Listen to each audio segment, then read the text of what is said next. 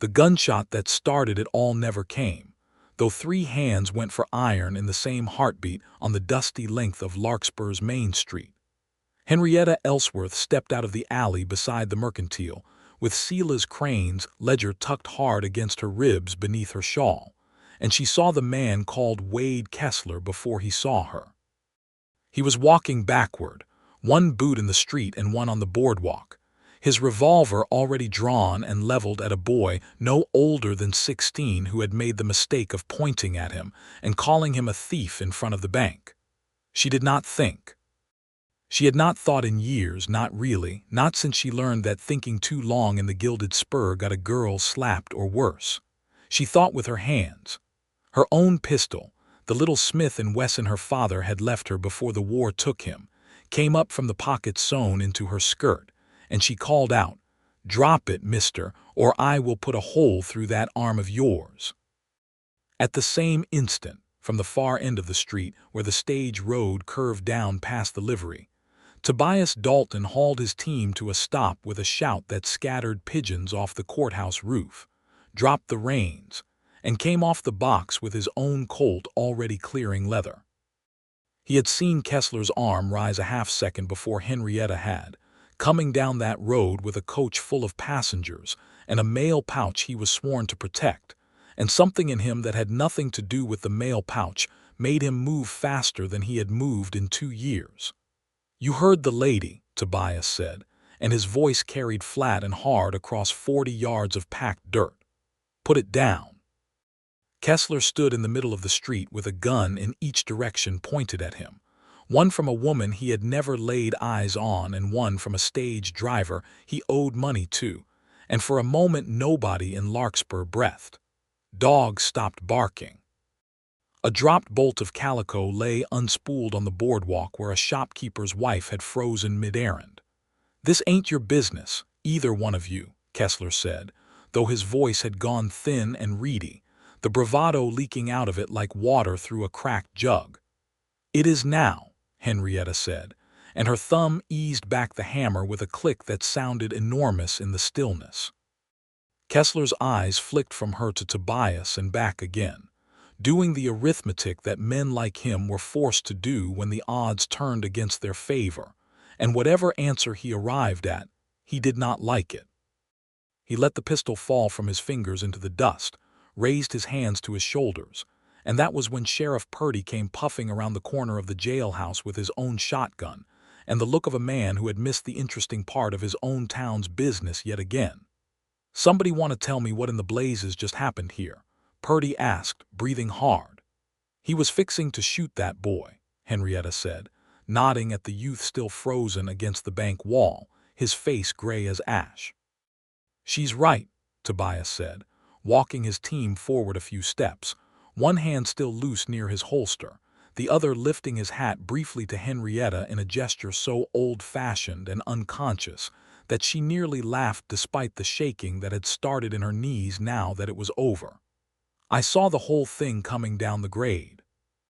Purdy took Kessler by the collar and marched him toward the jail, muttering about paperwork, and the street began to breathe again, voices rising in a rush of talk and speculation, and it was only then, with the danger past, that Tobias Dalton and Henrietta Ellsworth actually looked at each other across the settling dust.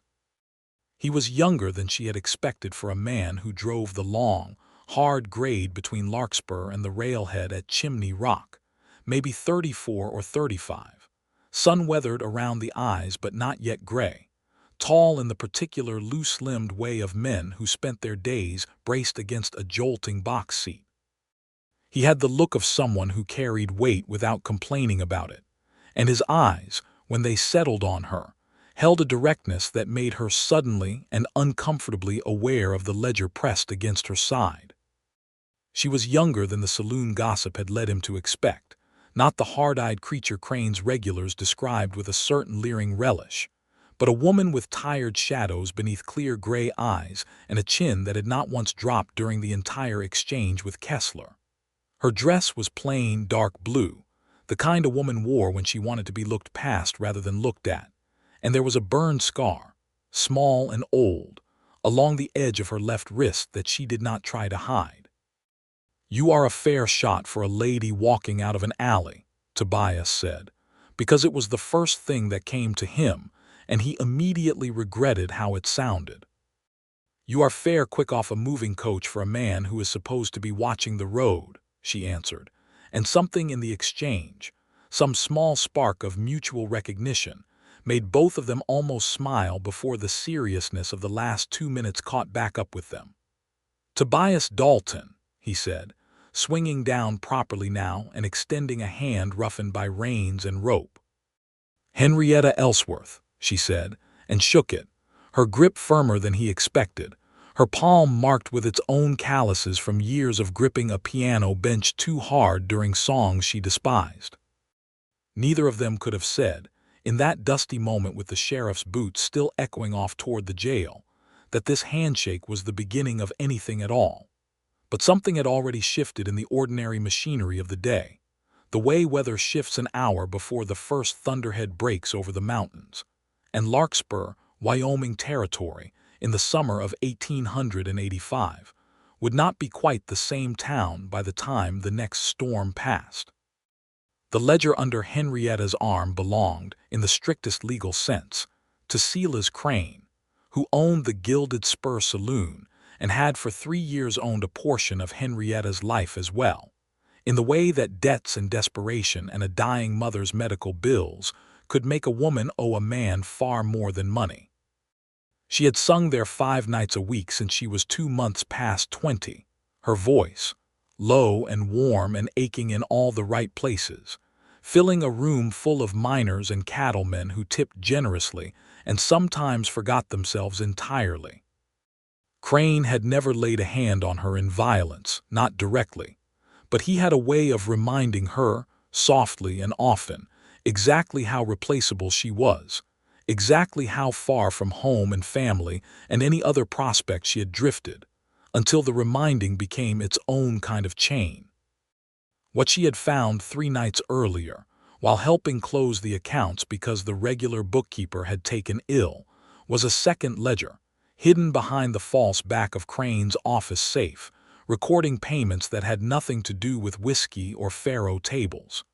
Payments to a man named Emmett Bragg, the county land registrar. Payments dated and itemized with the terrible precision of a man who feared audits more than he feared his own conscience, for services described only as survey adjustment and route consideration. She had not understood what it meant, not fully, not that first night.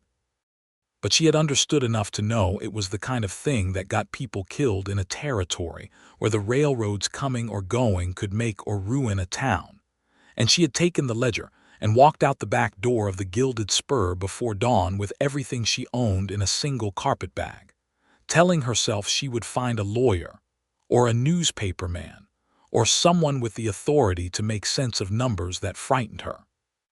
She had not expected Wade Kessler, one of Crane's occasional enforcers, to be sent after her so quickly.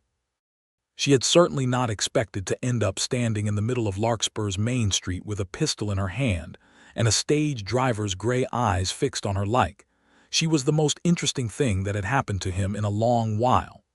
"You are shaking," Tobias observed, once the sheriff had hauled Kessler away, and the crowd had mostly dispersed back into shops and doorways, though plenty of curtains still twitched with interest.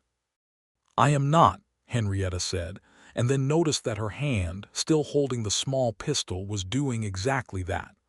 "There is a bench outside the land office," he said.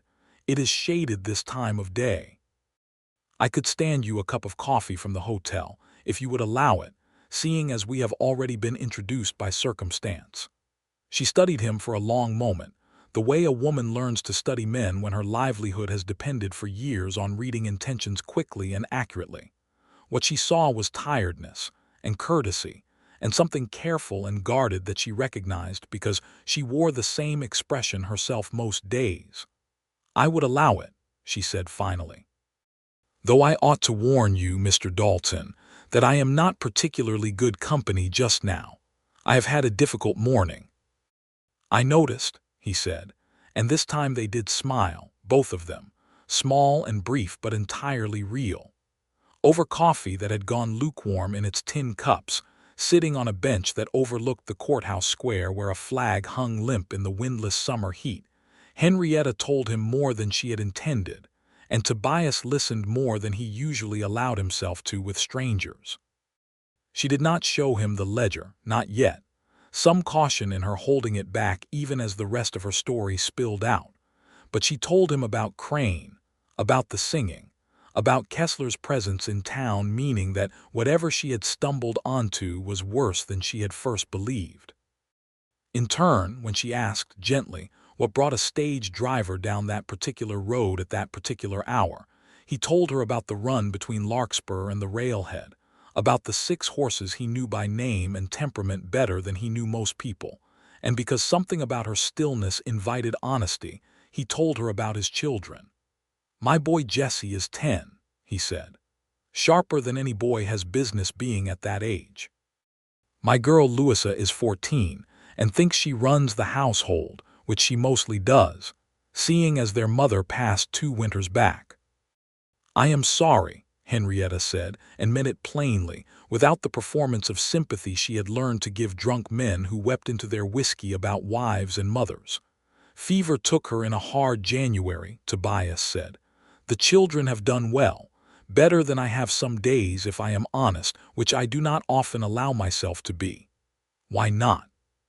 she asked, and the question surprised him, because most people, once they learned a man was a widower, hurried past the subject as though it were a hole in the road best avoided at speed. "Pride, I suppose," he said slowly. "A man gets used to being the one who does not need anything from anybody. It becomes a habit hard to break, even when breaking it might do him good." Henrietta looked at him for a long moment, and something in her chest, something that had gone quiet and careful for a long time, stirred just slightly, like a bird testing a branch before deciding whether it would hold. "That sounds like a lonely way to live, Mr. Dalton." "It has been," he admitted, and was faintly astonished at himself for saying so to a woman he had known for less than an hour. She stayed in Larkspur that night at the boarding house, run by a widow named Mrs. Whitfield, on Tobias's recommendation, paying for the room with the last of the coin she had managed to save from her wages. She did not sleep well. Every creak of the old house sounded, to her exhausted mind, like Crane's men come to reclaim what she had taken, and by the gray hour before dawn she had convinced herself that leaving Larkspur, moving on to some other town where nobody knew her face or her history, might be the wiser course. But when morning came, bringing with it the smell of rain on the wind though no clouds had yet gathered, she found herself instead walking toward the courthouse, the ledger once again pressed against her ribs, because some stubborn part of her that had survived 3 years under Silas Crane's thumb refused to run before she understood exactly what she was running from. She found Tobias there before her, standing in the shade of the courthouse portico with his hat in his hands, and the sight of him, unhurried and solid amid the morning's business, steadied something in her that she had not realized needed steadying. "I did not expect to see you again so soon," she said. "I had business with the county clerk about the mail contract renewal," he said, though the color that rose faintly along his jaw suggested the business might have been partly invented, or at least conveniently timed. "And I found myself thinking you might want company, seeing as you are new to town and Larkspur is not always kind to strangers who carry secrets." "How do you know I carry secrets?" "You held that bag against your side all through coffee yesterday like it might grow legs and run off," he said. "A man who drives a stage learns to read passengers. Most people who guard something that carefully are either thieves or scared, and you do not strike me as a thief." She hesitated only a moment longer before she told him. They sat together on the same shaded bench, and she opened the carpetbag and showed him the second ledger, the columns of payments, the name Emmett Bragg appearing again and again beside dates and sums that meant nothing to her but clearly meant something to him, because his expression changed as he read, the easy warmth of the morning draining into something sharper and more grim. Bragg is the county land registrar, Tobias said slowly. He keeps the survey records, the route maps, the parcel deeds. He looked up at her. Henrietta, do you know what the railroad has been doing out here these past 6 months? I have heard talk of a new line coming through is all. Crane's regulars celebrated it plenty, said it would bring business. It will bring business to whoever owns the land it crosses, and ruin to whoever it crosses through, Tobias said. The survey crews came through in the spring. They marked a route that ran along the river bottom, through good grazing land, my land included, land my wife's father homesteaded 30 years back. I signed papers in April granting a right-of-way easement, 20 feet either side of the survey stake, same as half the ranchers in this county signed. Fair payment, fair terms, everybody satisfied. And now I hear talk, just talk mind you, nothing official, that the route has shifted. Not the 20 feet either side of the stake. The whole line moved half a mile north, straight through the middle of every home parcel along the bottom instead of skirting it. His jaw tightened. If that is true, it is not an easement anymore. It is condemnation. The railroad can take the land outright under territorial law if the county registrar certifies the route as the only feasible grade, pays what the county decides is fair value, which is never what the land is worth, and moves on. Whoever bought up the abandoned or bank foreclosed parcels along that new line before the shift was announced would stand to make a fortune once the depot goes in. Henrietta looked down at the ledger in her lap, at Bragg's name repeated in Crane's careful, greedy hand, and felt the shape of the whole ugly scheme settle into place like a key turning in a lock. Crane, she said. Crane has been buying land. I heard him say something once, months back, about a parcel near the old Sorensen place. Said it was a good investment, though nobody could say why a saloon owner wanted a played-out cattle claim. Sorensen's place sits square on the new route if the talk is true, Tobias said. Bragg certifies the survey. The railroad pays condemnation money to the county, which passes it to whoever holds the deed. If Crane bought Sorensen's claim cheap after the bank foreclosed, and Bragg is being paid to make sure the new route runs exactly there, instead of along the original stake line, then this ledger is not just proof of some private arrangement between two greedy men. It is proof that families along that bottom, my family included, are about to lose their homes to line the pockets of a saloon keeper and a corrupt registrar. The wind had picked up while they talked, carrying with it the particular metallic smell that meant weather was building somewhere over the western ranges, and Henrietta pulled her shawl tighter, though the chill she felt had little to do with wind. "What do we do?" she asked, and the word we came out of her before she had quite decided to include herself in whatever answer he might give, but neither of them remarked on it. "We take this to Judge Talmadge," Tobias said. "But a ledger alone, in a saloon owner's handwriting, is not enough. Bragg will say it is a forgery, that Crane invented it to slander an honest official.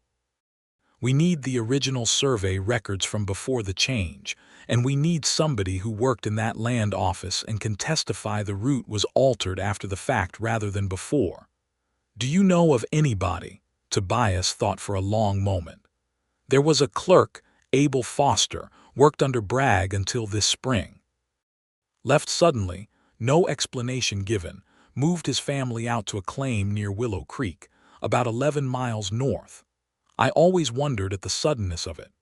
"Then that is where we start," Henrietta said, and stood, brushing the dust from her skirt with the brisk finality of a woman who had decided something important and did not intend to waste time deciding it twice.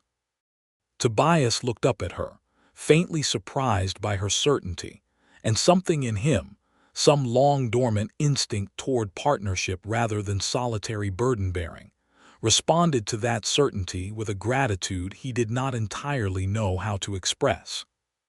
"You do not have to involve yourself further," he said, though he did not entirely mean it, and some honest part of him hoped she would refuse the offer of an easy exit.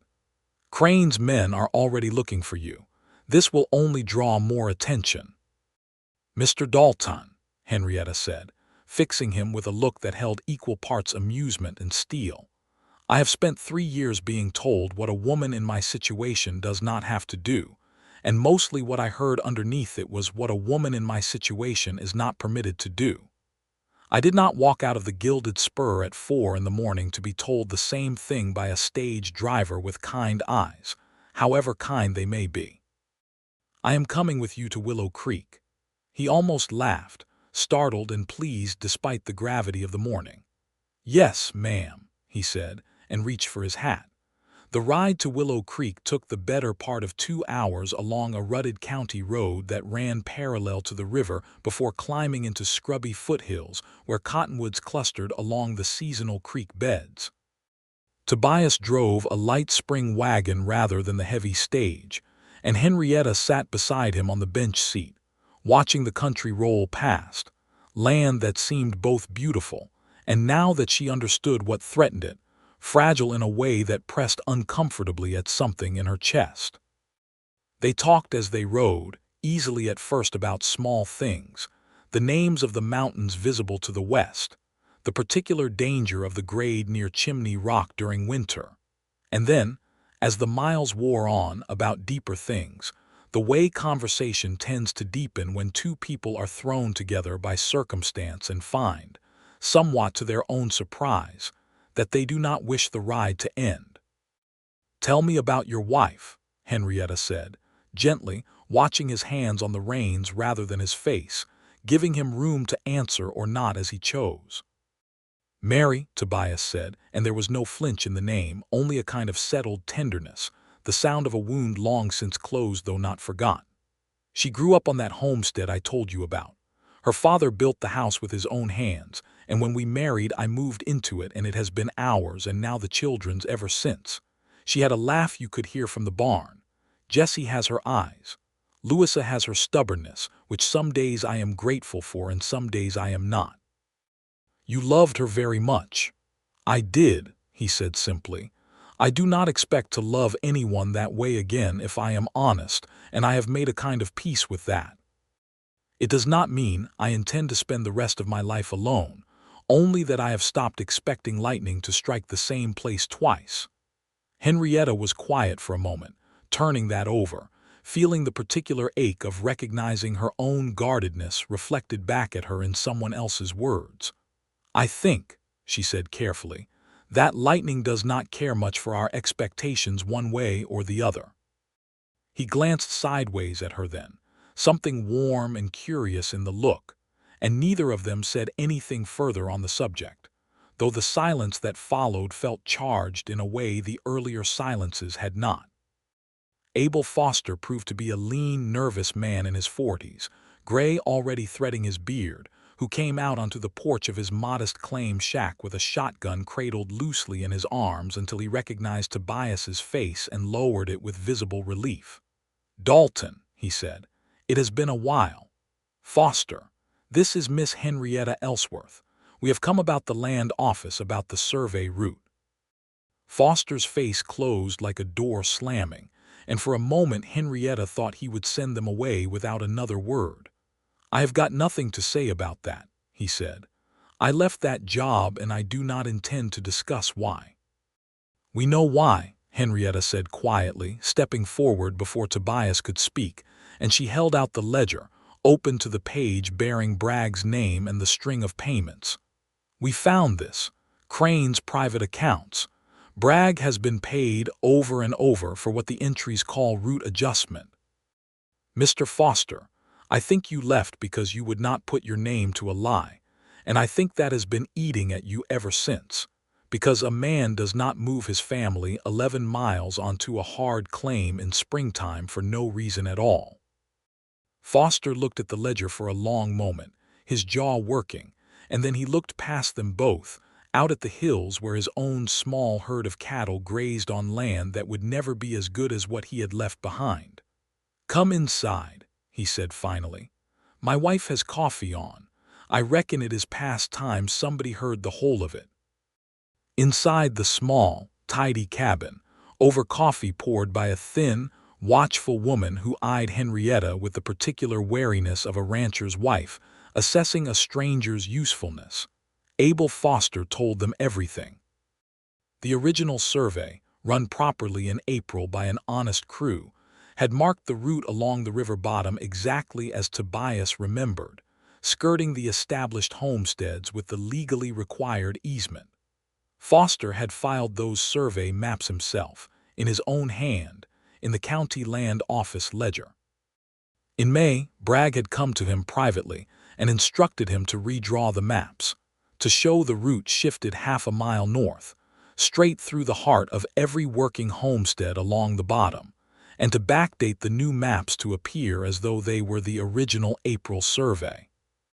When Foster refused, Bragg had threatened to have him dismissed for incompetence, with no severance and a ruined reputation that would follow him to any other county office in the territory. Foster had resigned before Bragg could dismiss him, taking nothing with him but his conscience and his family, and he had watched from a distance, sick with guilt, as another clerk, more compliant and less troubled by scruples, had done exactly what Bragg wanted. "I kept my own copy," Foster said, and something in his voice, relief mixed with fear, told them this confession had been building in him for months. "The real April survey in my own hand, dated and signed before witnesses at the courthouse when I filed it. I could not bring myself to burn it, though I have thought about it plenty of nights since." "Where is it now?" Tobias asked, leaning forward. "Buried in a strongbox under the floor of my old bunkhouse back of the Sorensen place," Foster said. "I did not dare take it with me when I left, in case Bragg's men searched my belongings on the way out. I told myself I would fetch it later when it was safe. It has not felt safe yet." "It is not going to feel safer the longer we wait," Henrietta said. "Mr. Foster, will you come with us? Will you testify before Judge Talmadge to what you have just told us, and help us retrieve that survey?" Foster looked at his wife, who set down the coffee pot and came to stand beside him, her hand on his shoulder, and something passed between them that required no words. "I will," Foster said. "I should have done it months ago. I let my fear of Bragg cost good families their homes for the sake of my own comfort, and I do not intend to carry that shame any longer than I already have." They rode back toward Larkspur with Foster and his shotgun in the wagon bed, planning to retrieve the buried strongbox from the old Sorensen bunkhouse the following morning, under cover of the excuse that Foster was simply visiting old neighbors. And Henrietta felt, for the first time in longer than she could remember, the peculiar lightness of being part of something larger than her own survival. The sky had begun to darken in earnest by the time they reached the outskirts of Larkspur, towering thunderheads stacking up over the western mountains in the particular violent purple that every person on the frontier learned to respect, and Tobias glanced up at the building storm with the weathered assessment of a man who read sky the way other men read newspapers. "We are in for a hard one tonight," he said. "You should stay close to town, Henrietta. These summer storms bring flash floods along the creek bottoms quick as a heartbeat, and lightning enough to spook every horse in the county." "I will be at Mrs. Whitfield's," she said. "Though I confess I would rather be doing something more useful than sitting out a storm." "There will be plenty to do tomorrow," he said, and something in the way he said it, gentle and certain, made her feel, absurdly, as though she had already been welcomed into a partnership she had not quite agreed to but found herself unwilling to refuse. The storm broke over Larkspur just after dark, exactly as Tobias had predicted, with hail rattling hard enough on Mrs. Whitfield's roof to wake half the boarding house and lightning that turned the whole sky white in long, shuddering pulses. Henrietta lay awake listening to it, thinking of Tobias's children asleep.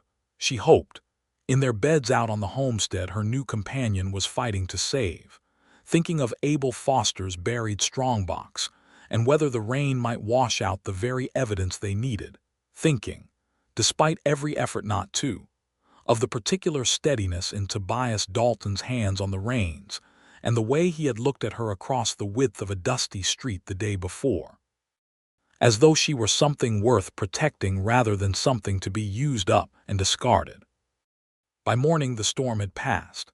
leaving the streets of Larkspur churned to mud, and the air washed clean and sharp with the smell of wet sage. And the real trouble began.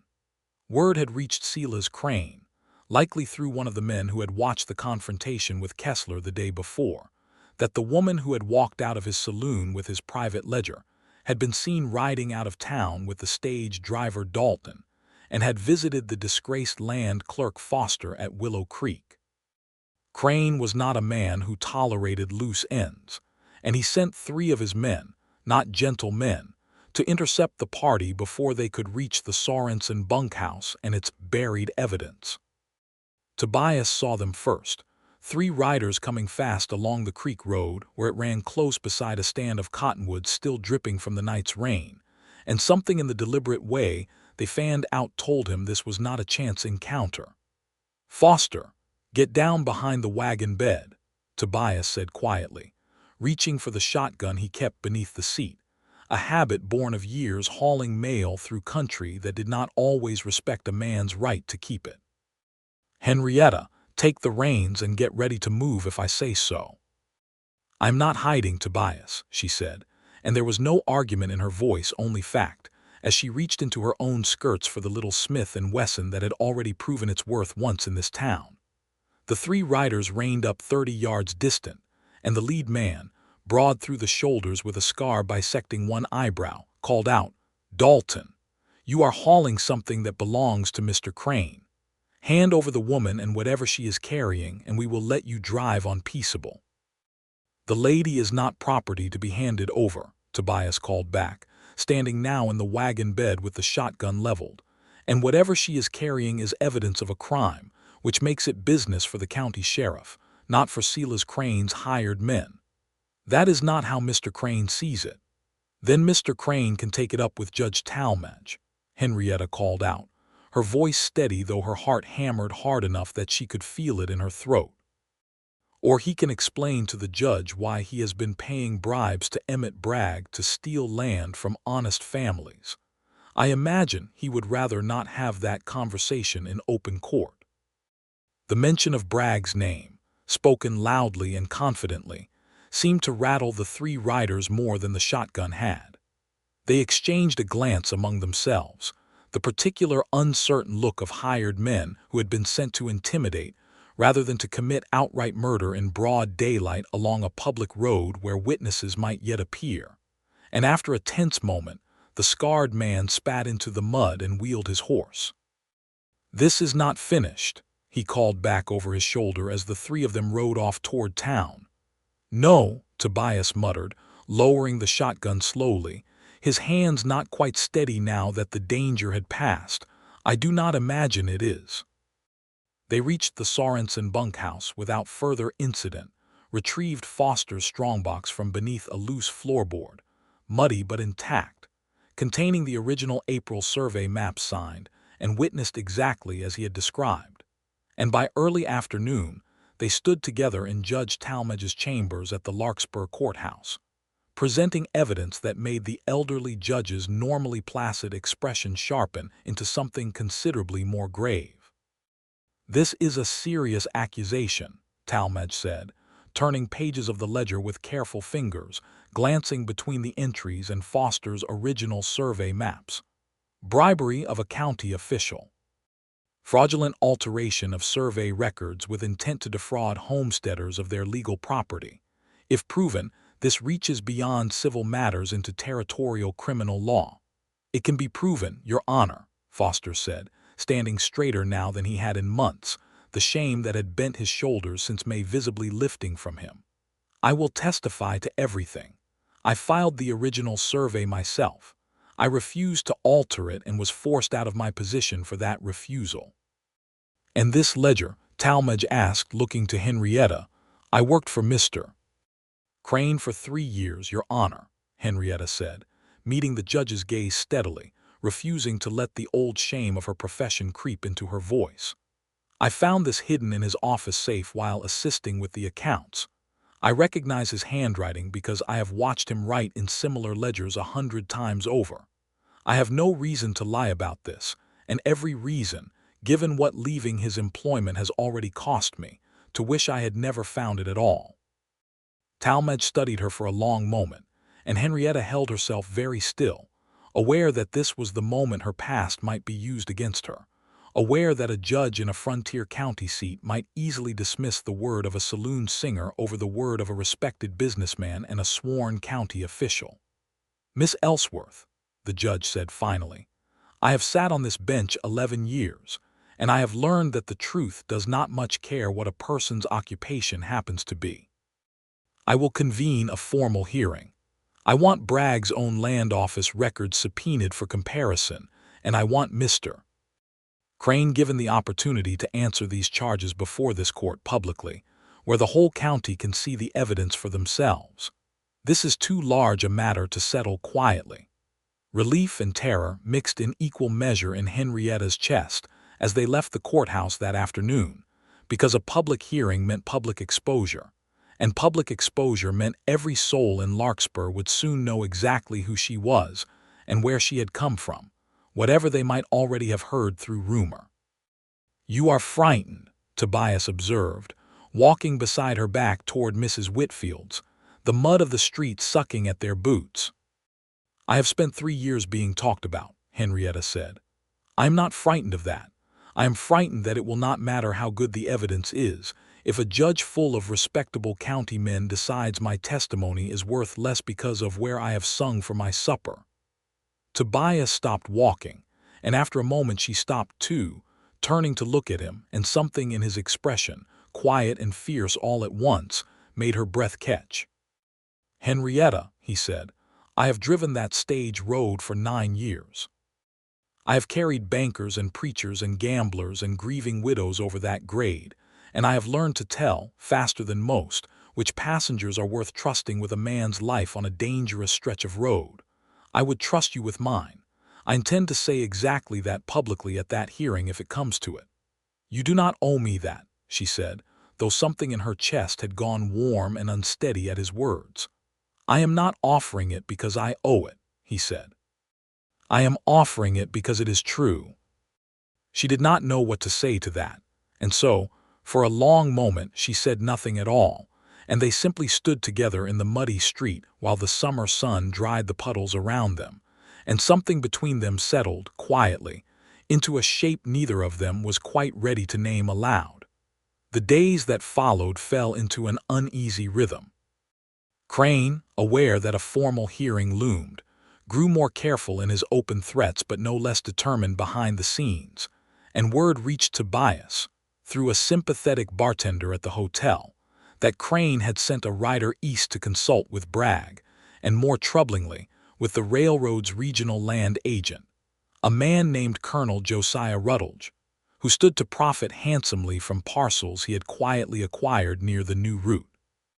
Henrietta, unwilling to remain idle while others fought a battle that had begun, in truth, with her own discovery, took work helping Tobias with the stage line's books, since the previous bookkeeper's illness had left the ledgers in disarray, and the arrangement gave her both a respectable income and a reason to be near the Dalton household that neither of them examined too closely. It was through this work that she came to know Jessie and Louisa properly, at first through careful, watchful glances over supper when Tobias invited her to share a meal after a long day of accounts, and then, gradually, through easier conversation as the children's initial wariness gave way to curiosity, and eventually to something warmer. Jessie, small and sharp-eyed with his mother's coloring exactly as his father had described, took to Henrietta with the particular directness of a 10-year-old who had decided, within the first quarter hour, that she was worth knowing. "Papa says you shot at Wade Kessler," Jessie said one evening, watching her with open fascination while she helped Louisa clear the supper plates. "I did not shoot him," Henrietta corrected. "I merely convinced him it would be unwise to make me do so." "That is a better story," Jessie decided, and Louisa, despite herself, laughed, and Henrietta felt something in her chest that she had almost forgotten the shape of, a kind of belonging that asked nothing of her except her presence. Louisa, more reserved, more protective of a household she had run largely by herself since her mother's death, took longer to warm, and Henrietta did not push it, understanding instinctively that trust from a grieving 14-year-old had to be earned rather than requested. It was a shared task, mending a torn hem on one of Louis's dresses while Tobias worked late on the accounts one evening, that finally opened the door between them. "You are good with a needle," Louisa said, watching Henrietta's careful practice stitches. "I learned young. My mother took in sewing when my father was away." Henrietta did not elaborate on the years after, when sewing had given way to singing, and Louisa did not ask, though something in her expression suggested she understood there was more to the story than had been told. "Papa smiles more since you started coming around," Louisa said instead, with the blunt honesty of adolescence. "I do not think he knows he does it." Henrietta's needle paused mid-stitch. "I am only here to help with the accounts, Louisa." "That is what you keep saying," Louisa said, not unkindly, and returned to her own mending, leaving Henrietta to sit with the uncomfortable knowledge that she had, perhaps, been saying it rather more than the circumstances strictly required. It was true, and both of them knew it was true, even as neither of them said so aloud, that what had begun as a temporary arrangement, born of shared danger and practical necessity, had become something neither wished to end. Henrietta found reasons to stay later over the ledgers than the work required. Tobias found reasons to walk her back to Mrs. Whitfield's even on evenings when the walk was entirely unnecessary given how well she knew the route by now. They spoke on these walks of small things and large ones, of Mary and of the gilded spur, of Jessie's fascination with locomotives and Louis's fear that no one would ever look at her the way Tobias had once looked at her mother, of hopes neither of them had voiced to anyone else in years. "I keep telling myself this will end once the hearing is settled," Henrietta admitted one evening, as they walked beneath a sky just beginning to darken with the promise of another storm. "That I will move on, find work in some other town, and you will go back to simply driving your stage and raising your children without a saloon singer's troubles following you. Is that what you want?" Tobias asked, and there was something careful in his voice, as though the question cost him more than its simple words suggested. "No," Henrietta said, surprising herself with the honesty of it. "But I do not know what else to call this, Tobias, or what right I have to want more than I already have." He stopped walking and turned to face her fully, the last light of evening catching the gray of his eyes. "I have spent 2 years telling myself that wanting more than I already had would be some kind of betrayal of Mary's memory," he said slowly. "That raising my children well and running an honest route was enough and ought to be enough, and that a man my age with 2 children and a mortgaged homestead had no business hoping for anything more. I have discovered, these past 2 weeks, that I was wrong." "Tobias," she said softly, and he took her hand, the calloused warmth of his fingers closing over hers with a gentleness that made her breath catch. "I am not asking you for anything you are not ready to give," he said. "I only wanted you to know that whatever this is, it does not feel temporary to me. It feels like the truest thing I have felt in a long while." She did not pull her hand away, and for a long moment they simply stood together in the gathering dusk, the first distant rumble of thunder rolling down from the mountains, and something unspoken but entirely understood passed between them. The hearing was set for the following Thursday, and in the days leading up to it, the trouble that had been simmering beneath the surface of Larkspur's business finally boiled over. Kessler, who had been held in the county jail awaiting trial for his part in threatening the boy on the street, escaped custody 2 nights before the hearing, apparently through the assistance of a deputy who had been quietly paid to leave a back door unlatched. Sheriff Purdy, furious and embarrassed, doubled the guard on the jail and on the courthouse itself, but the escape sent a clear message. Crane and his allies were prepared to take considerable risks to prevent the hearing from proceeding as planned. 2 nights before the hearing, someone set fire to the small shed behind Mrs. Whitfield's boarding house where Henrietta had, out of caution, stored a copy of the ledger and Foster's survey documents, wrapped carefully in oilcloth. The fire was caught early, doused by a bucket brigade before it could spread to the main house, but the documents inside were reduced to ash, and Henrietta stood in the smoke-hazed yard afterward, shaking with a fury she had rarely allowed herself to feel. "They think destroying the copy will stop us," she said, when Tobias arrived, breathless, having run the half-mile from the livery the moment word reached him. "But the originals are still with Judge Talmadge, locked in the courthouse safe." "The courthouse," Tobias repeated, and something in his expression shifted from concern to alarm. "Henrietta, if they were willing to burn a shed to destroy a copy, what do you suppose they might attempt against the originals, kept in a building that has not exactly proven itself impossible to breach?" They found Judge Talmadge at his home that same night, roused him from sleep with the news of the fire, and the elderly judge, grim-faced in his dressing gown, agreed to move the original documents to the bank vault, guarded around the clock until the hearing, a measure that felt, to Henrietta, like a small and hard-won victory in a fight that had begun to feel considerably larger than she had ever intended. The morning of the hearing dawned clear and unnaturally still, the kind of stillness that old-timers in the territory knew to distrust, and by mid-morning, as the town gathered in and around the courthouse square, the western sky had already begun to darken with the particular bruised purple that promised a hard summer storm before nightfall. The courthouse itself could not hold the crowd that assembled, curious townsfolk and homesteaders from along the river bottom whose futures hung on the outcome.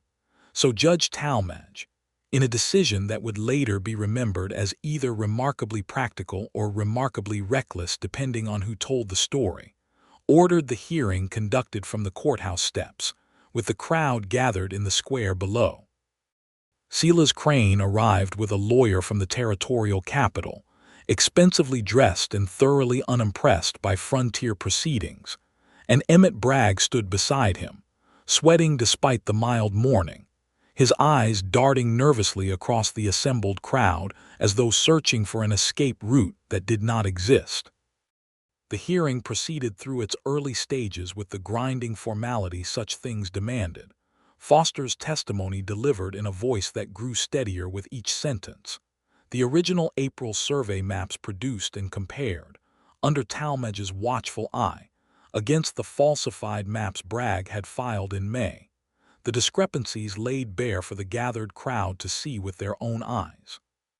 Crane's lawyer attempted, as Henrietta had feared, to discredit her testimony on the grounds of her former occupation, suggesting to the crowd that a woman who had earned her living singing in a saloon could hardly be trusted to accurately recall or honestly report the contents of a private ledger. "Your Honor," the lawyer said, with the particular condescension of a city man addressing what he clearly considered an unsophisticated frontier audience, "this witness has every reason to fabricate accusations against her former employer, whom she left under circumstances that can only be described as acrimonious." "I left," Henrietta said, before Talmadge could respond, her voice ringing clear across the square, "because I found evidence that my employer was bribing a county official to steal homes from families who had worked this land honestly for years. I do not deny what I did for my living these past 3 years, sir. I sang for men who paid to hear it, and I kept the accounts of a business I now know was rotten at its core, and I am not ashamed of the first, whatever some in this crowd may think, and I am relieved to have discovered and exposed the second before it cost good families everything they had built. If singing in a saloon disqualifies a person's word in this territory, I would ask this crowd to consider what qualifies Mr. Crane's word instead, given what these documents show him to have done." A murmur ran through the crowd, and Henrietta saw, scattered among the faces watching her, more nods of approval than she had expected, and among them, standing near the edge of the gathering with Jesse's hand in his, Tobias watched her with an expression of such open pride that it steadied her more than any legal argument could have. It was at that precise moment, as Talmadge began to address the crowd about the gravity of the evidence and the necessity of referring the matter to territorial authorities for criminal prosecution, that the sky finally broke open. Lightning struck the ridge above town with a crack that shook windows along the entire square, and within moments the wind rose to a howl, driving sheets of rain and hail down across the gathered crowd, sending people scrambling for shelter beneath awnings and into open doorways. And it was in that chaos, with thunder still rolling across the valley, that a far greater danger revealed itself. A quarter-mile above town, along the grade where the railroad's construction crew had been stockpiling iron rails and heavy timber ties for the coming line, the lightning strike had spooked the team of draft horses hitched to a loaded freight wagon, left standing on the slope while its driver, one of Crane's own men sent that morning to relocate incriminating survey stakes before they could be examined, had run for shelter rather than see to his animals. The terrified horses bolted, dragging the heavily loaded wagon down the grade directly toward the courthouse square, where hundreds of people, disoriented by rain and thunder, had not yet realized the danger bearing down on them. Tobias heard it before he saw it, the particular thundering rattle of a runaway team and an overloaded wagon picking up speed on a wet grade, a sound he had spent 9 years learning to fear on his own long hauls, and he turned toward the ridge just as the wagon crested into view, iron rails shifting and grinding against their restraints, the horses wild-eyed and beyond any hope of control by their absent driver.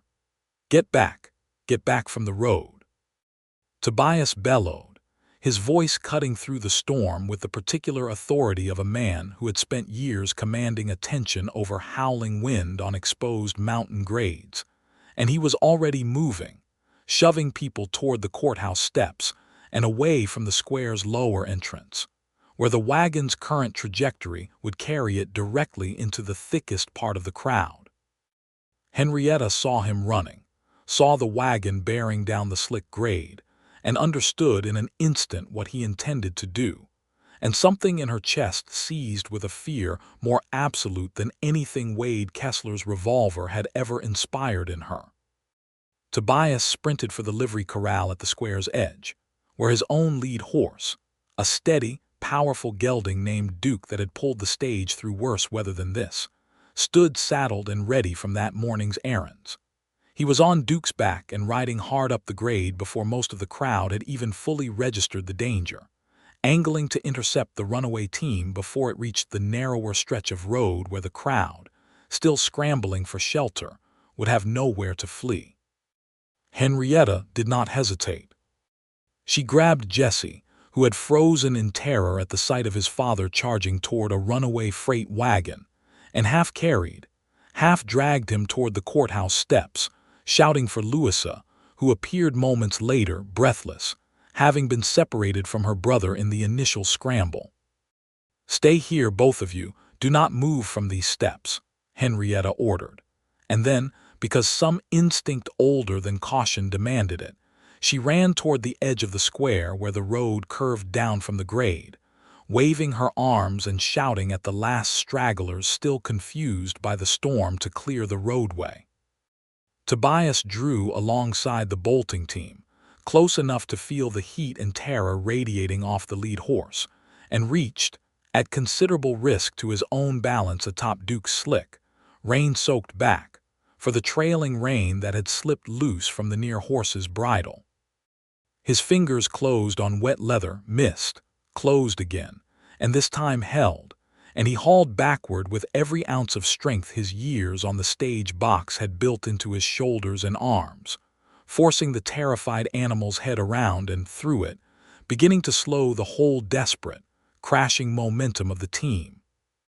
The wagon fishtailed dangerously on the wet grade, iron rails shifting with a grinding shriek that nearly tore Tobias's concentration away from the rein in his hand, but he held on, shouting commands he had shouted 1,000 times to his own team on far worse roads, and gradually, agonizingly, the horses began to answer him rather than their own animal terror. They came to a shuddering, hail-battered stop no more than 40 yards from the base of the courthouse steps, close enough that several in the crowd, Henrietta among them, could see clearly how near the disaster had come, close enough that the sudden silence after the wagon's stop, broken only by the horse's heaving breath and the steady hammer of rain, felt almost holy in its relief.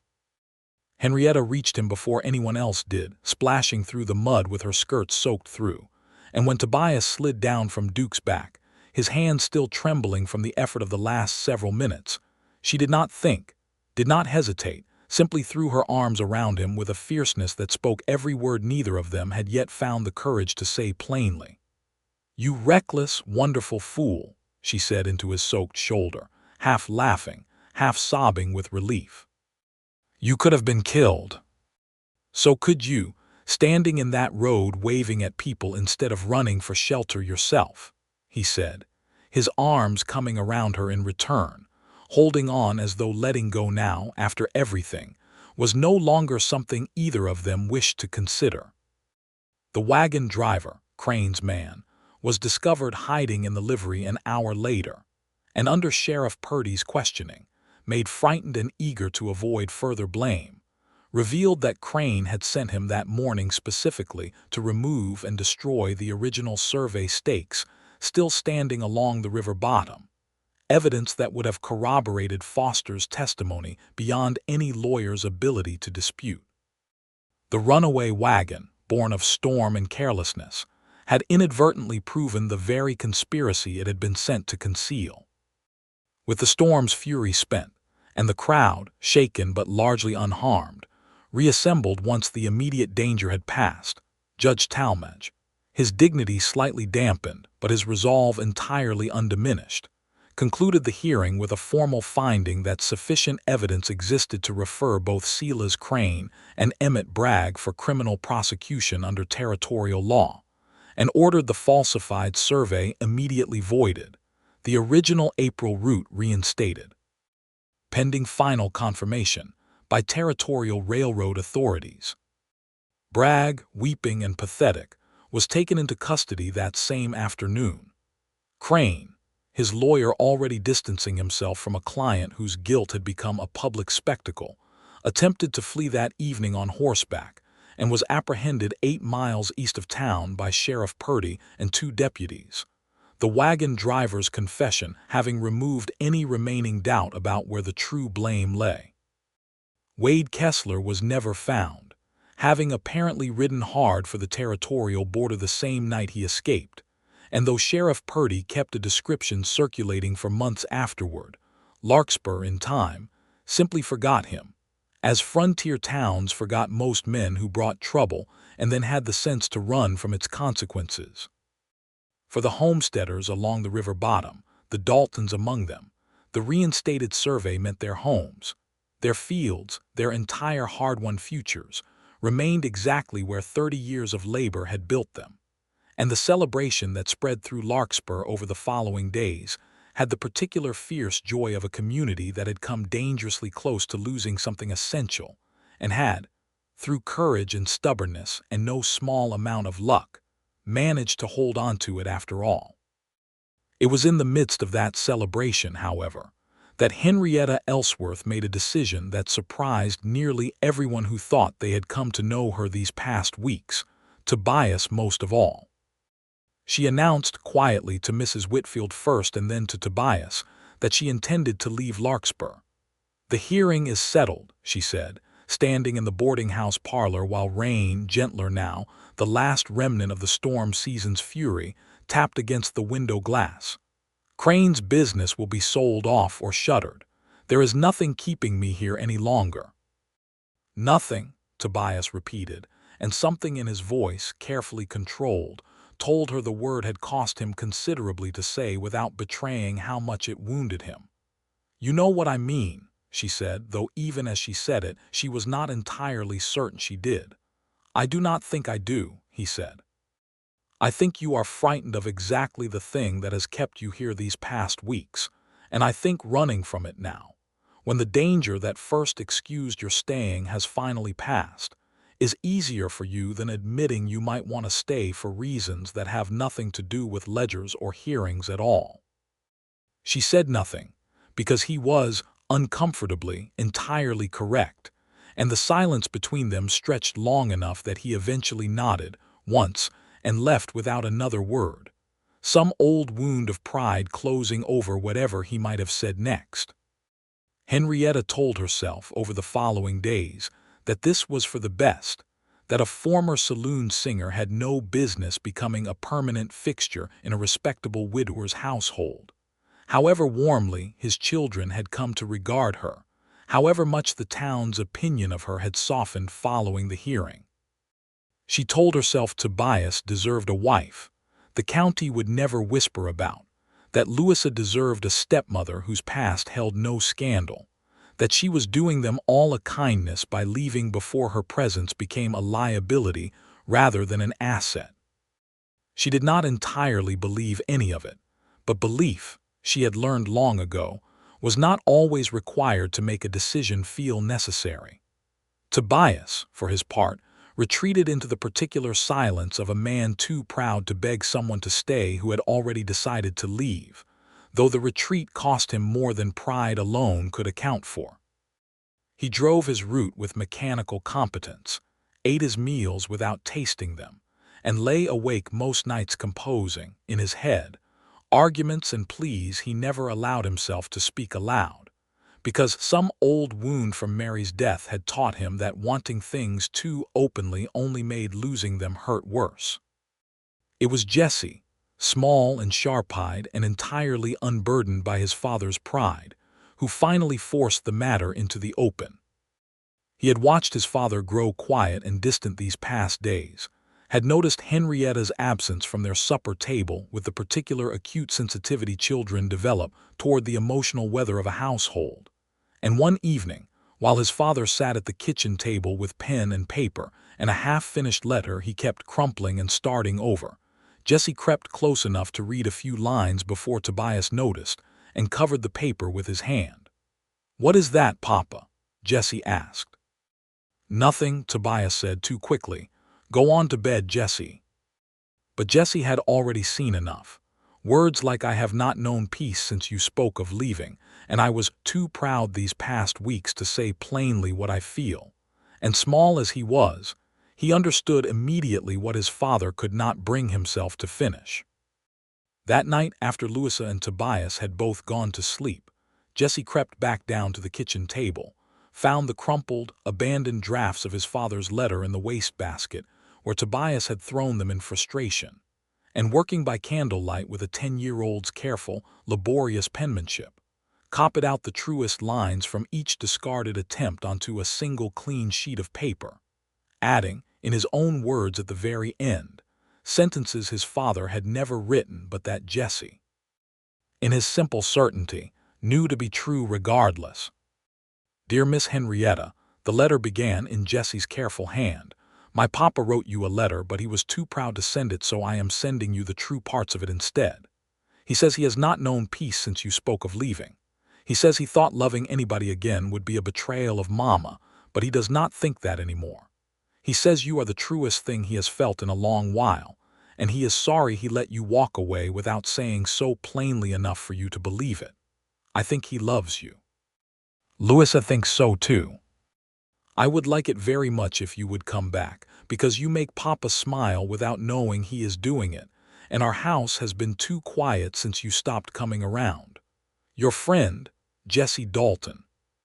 He sealed it into an envelope he found in his father's desk, addressed it in his own uneven hand to Miss Henrietta Ellsworth, Mrs. Whitfield's boarding house, and slipped out before dawn to deliver it himself, walking the half-mile into town in the gray, early light with the fierce, uncomplicated determination of a child who has decided that adults, left to their own pride, will ruin something worth saving unless somebody braver than they are intervenes. Henrietta found the letter waiting on the small table inside Mrs. Whitfield's front hall when she came down for breakfast, her name in a child's careful, uneven hand immediately identifiable, and something in her chest clenched with a mixture of confusion and dread as she opened it. She read it once quickly, and then again, more slowly, and by the second reading her hands had begun to tremble and her eyes had filled with tears she did not try to stop. Mrs.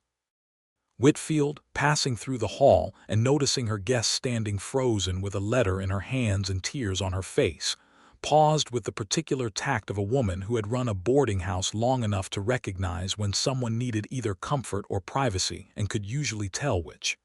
"Is everything all right, dear?" "I do not know," Henrietta said honestly, laughing a little through the tears. "I think a 10-year-old boy has just done something either wonderfully brave or terribly presumptuous, and I am not entirely certain which."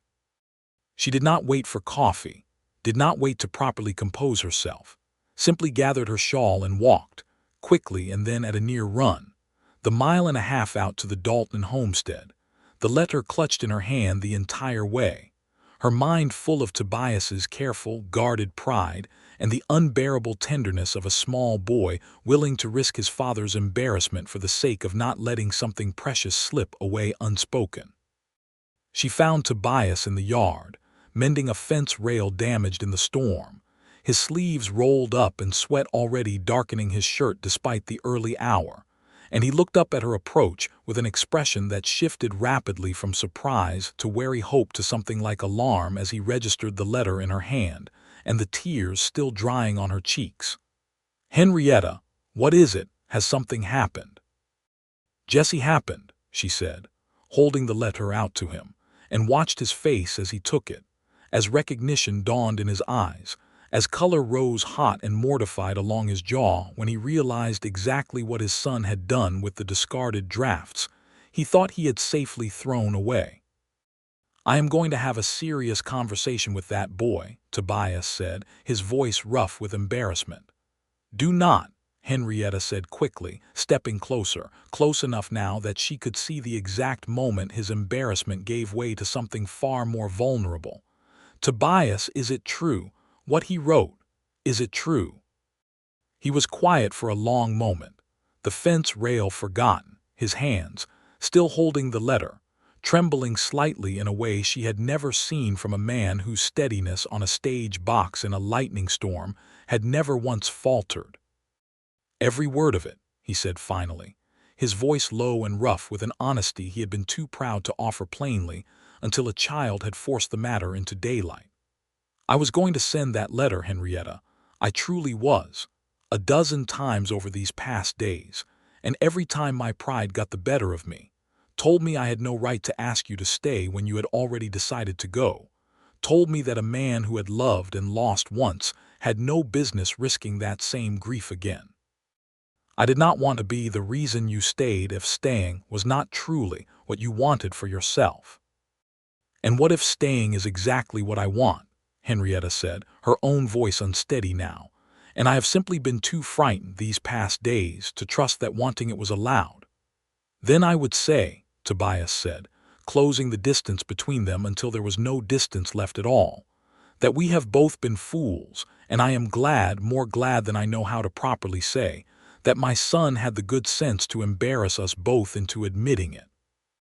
He kissed her then, gently at first and then with a certainty that came from 2 years of careful loneliness finally breaking open into something warmer, and Henrietta, standing in the muddy yard of a homestead that had nearly been stolen from beneath this family's feet, felt something settle in her chest that she had not felt in longer than she could properly remember, a sense of having, finally and completely, arrived somewhere she was meant to be.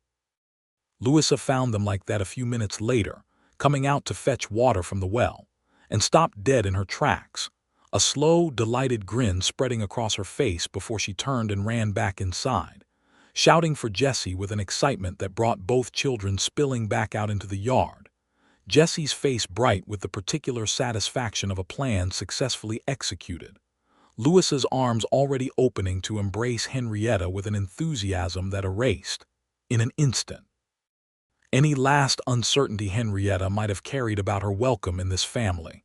"You are staying?" Jessie demanded, looking between the two adults with undisguised hope. "I am staying," Henrietta confirmed, and the sound of Jessie's whoop of triumph and Louis's laughter and Tobias's low, warm chuckle as he pulled her close again made the muddy yard feel, for one perfect suspended moment, like the safest and most joyful place in the entire territory. The weeks that followed brought their own quieter dramas, the kind that belonged properly to a courtship rather than a crisis. Crane's trial, held at the territorial capital that autumn, ended in a conviction and a lengthy prison sentence. The details reported in the Larkspur newspaper with a thoroughness that finally, fully, cleared Henrietta's name of any lingering suspicion in the county's collective memory. Bragg, similarly convicted, forfeited his position and much of his ill-gotten wealth, and the county land office, under new and considerably more honest management, formally confirmed the original April survey as the permanent route, ensuring that the Dalton homestead and every other family's claim along the river bottom would remain secure when the railroad finally came through the following spring. Henrietta took work, once the stage line's books were properly sorted, helping the new land office clerk organize records that Bragg had left in deliberate disarray, and found, in the careful, precise work of ledgers and deeds, a satisfaction that had nothing to do with survival and everything to do with building something that would last. She kept a room at Mrs. Whitfield's through the courtship, proper and respectable, though she spent nearly every evening at the Dalton homestead, teaching Louisa songs that had nothing to do with saloons, listening to Jessie's endless questions about locomotives and railroad grades, and learning, slowly and joyfully, the particular rhythms of a household she had come, without quite realizing when it happened, to think of as her own. Tobias courted her with the patient, deliberate care of a man who had learned, through hard experience, exactly how precious a second chance at happiness could be, and exactly how carelessly it could be lost if not properly tended.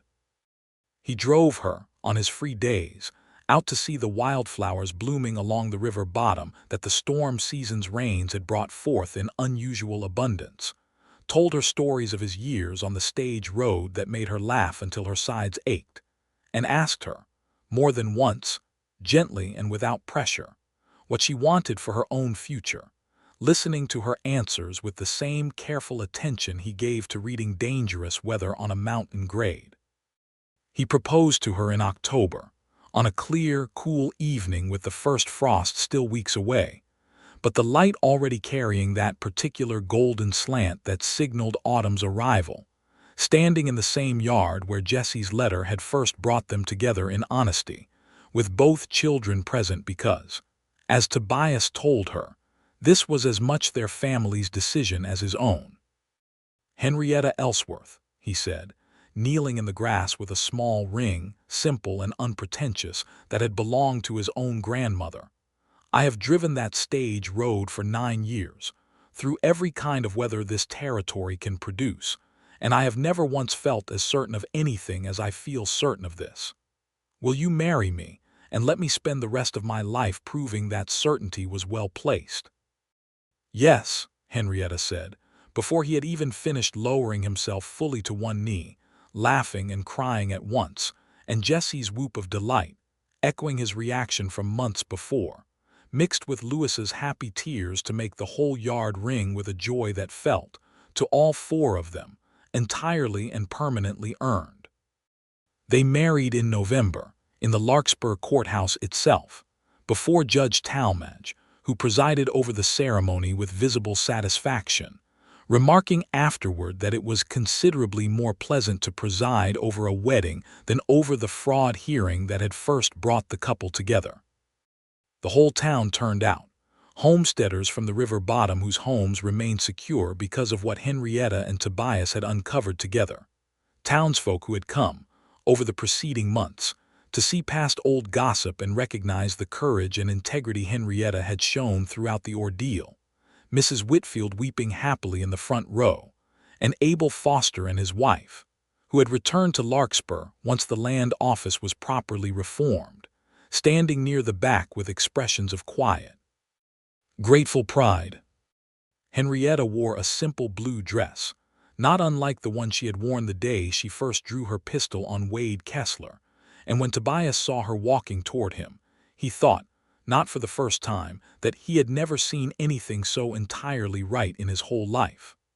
I believe, Judge Talmadge said, once the vows had been spoken, that this is the first wedding I have ever conducted where the bride and groom first met by both drawing firearms on the same outlaw.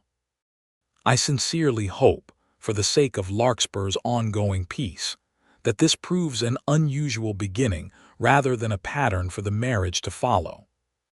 The laughter that answered him carried warmly across the courthouse square, and later, at the small celebration held afterward at the Dalton homestead, with lanterns strung between the porch posts and fiddle music drifting out into the cool November evening, Henrietta found herself standing beside Tobias, watching Jesse attempt, with great seriousness, to teach a reluctant Louisa a dance step he had learned from one of the ranch hands, and felt a contentment so complete it nearly frightened her with its simplicity. "Regrets?"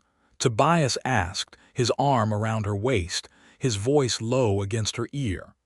"Only that it took me so long to trust that this was possible," she said, leaning into him. "I spent so many years believing that a woman with my history did not get to want this kind of ordinary happiness." "You do not merely get to want it," Tobias said. "You built it, Henrietta, with your own courage and your own 2 hands, same as you built everything else worth having in your life. I only had the good fortune to be standing on the other end of that street when you decided to start." They spoke in the months that followed of a future that felt, for the first time in either of their lives, entirely unclouded by fear. Henrietta continued her work at the land office, respected now throughout the county for the same steady judgment that had once helped uncover Bragg's fraud, and Tobias continued driving his beloved stage route, though he took, that following spring, considerable pleasure in being among the first drivers to watch the new railroad's tracks laid exactly where the honest survey had always intended them to run, along the river bottom, rather than through the heart of the homes that had stood there for 30 years.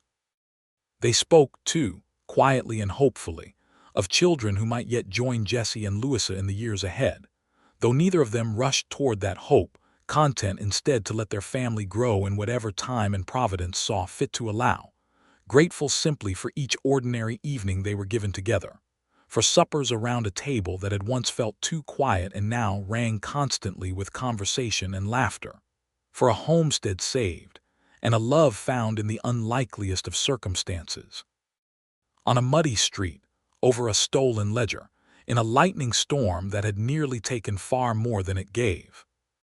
Jesse, for his part, remained rather insufferably proud of his role in the whole affair for years afterward, reminding his father and his new stepmother, at every opportunity that presented itself, that none of it would have happened at all if he had not found the good sense, at the tender age of 10, to send the letter his father had been too proud to send himself. "You are never going to let either of us forget that, are you?" Tobias said one evening, some months into the marriage, watching his son recount the story yet again to a visiting cousin with considerable dramatic embellishment. "No, Papa," Jesse said, grinning. "I do not believe I am." And Henrietta, listening from the kitchen doorway with a contentment that had become, in the space of a single remarkable year, the ordinary and unremarkable texture of her daily life, thought that she did not mind in the least, because some stories, she had come to believe, were worth telling again and again, precisely because they had ended exactly as they should.